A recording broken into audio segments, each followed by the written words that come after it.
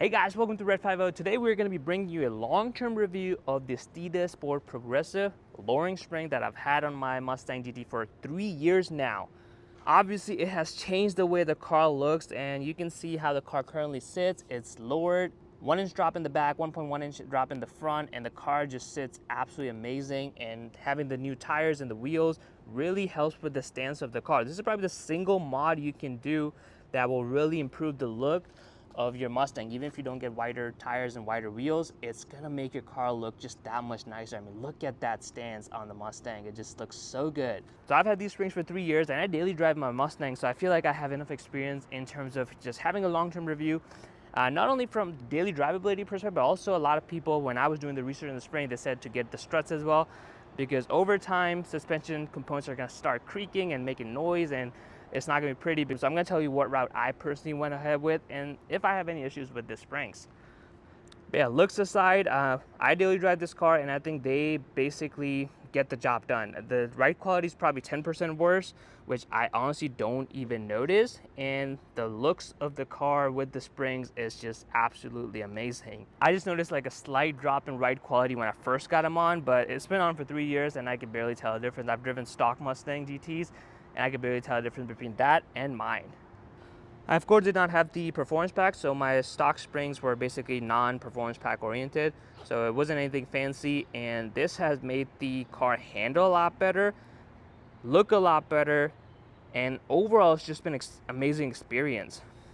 Now, springs themselves are not that expensive. These were like around $250 or so. The installation really adds up, but really what stops people buying these springs, or any springs really, is should you get the struts and all of the components around it, because struts is one of the common failure points that a lot of people say, like, if you just get the springs, it's not worth doing it and you should just do it properly. And I was kind of stuck in that as well, but I pulled the trigger on just the springs, no other suspension components. If I was to do it, I would still go with Steeda, but I went ahead and did it with just the springs, and it's been 3 years, about 30,000 miles or so, and I haven't encountered anything where I would feel like the suspension isn't what it used to be stock.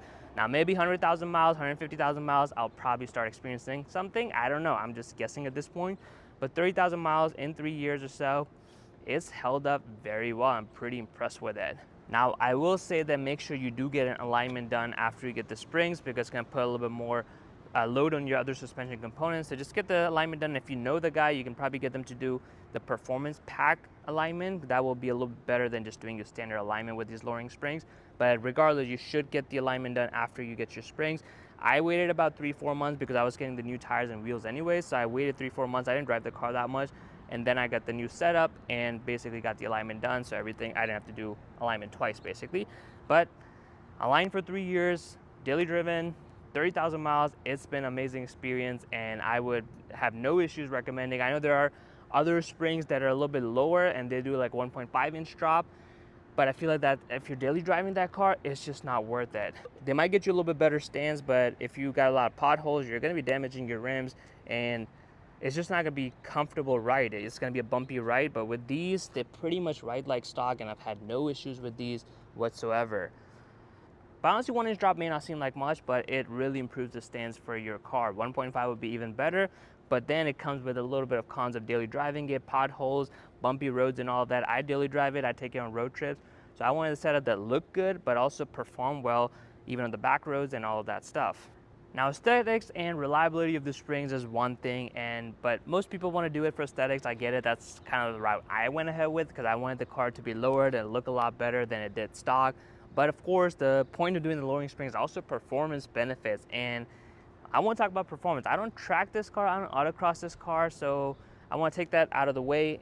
I want to get that out of the way because I feel like most of the people who are getting these springs, or who are just modding your car mildly, are probably just going to be doing some back road driving and not much track use. So this is not a track review or autocross review, because I'm sure there are better springs for those things, but the Steeda springs on back roads compared to my non-performance pack springs has really improved the performance, because you obviously got the lower center of gravity, so that helps you in terms of cornering, and the car feels a lot more planted. Now, I do have stickier tires than I did stock, so that is also helping a little bit, but you feel the car to be obviously low to the ground, which helps you turning. And every time I'm on the back road, I really enjoy driving this car, throwing it around, and there's less of body roll. There's still body roll because it's not the performance pack version, but it's less body roll and it's a lot more enjoyable.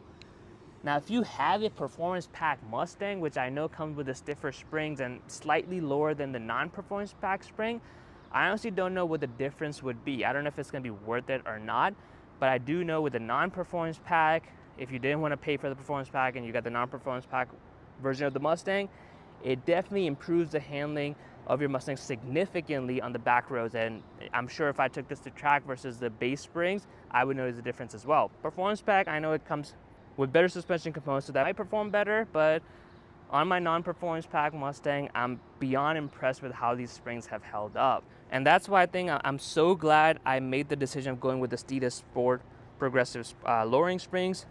Believe it or not, I was considering iBox Sport lines, and I knew like if I was ever gonna get a Mustang, I was gonna put the iBox Sport lines on those, because those springs essentially give you the 1.5-inch lower drop, and obviously the car looks much better. But the more and more I researched, people said they were having some rubbing issues, they were having, you know, suspension creaking and all of that, and I don't necessarily want to work on my car and trying to, you know, chase a sound down that's coming from the suspension components. So for me, I was like, I want something that I can put them on, it looks good, I can just forget about it. Ideally, this car, I take it on long road trips, 7-8 hour road trips, and the last thing I want to do is get something that's just basically giving more issues. Either the ride is very harsh, or I'm constantly having suspension creaks and sounds that I don't want. But the Steeda Sport Progressive lowering springs, I think just does it all. Car looks phenomenal, lower to the ground, 1-inch drop.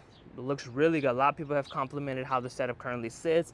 And I mean, look at that. The wheel gap is pretty much gone, and it just looks that much nicer. But to me, the biggest thing was the daily drivability.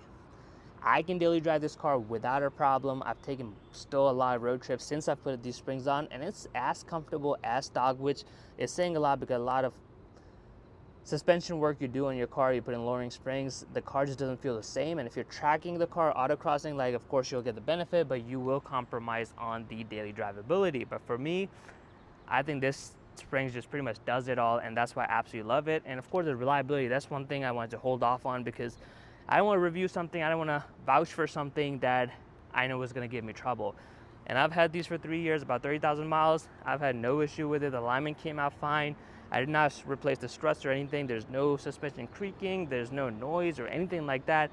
It just works as it's supposed to, which pretty much works for my build. But yeah, guys, so if you're in the market for the lowering springs, I know there's probably cheaper options out there like this SR Performance, and there's probably more expensive options out there. There's options that will drop the car even further than my current setup does. And all of those are good, but I think this set of springs just does it all, and it's a very, very well-rounded springs. You can daily drive it, it looks good, and it gives you increased performance as well. So if I was in the market, I would definitely get the Steeda springs, lowering springs that will do about 1-inch drop, and it looks phenomenal. So if you guys enjoyed this video, make sure to smash the like button, comment below which springs are you currently considering for your S550 Mustang, and of course subscribe to Red 50 for more videos.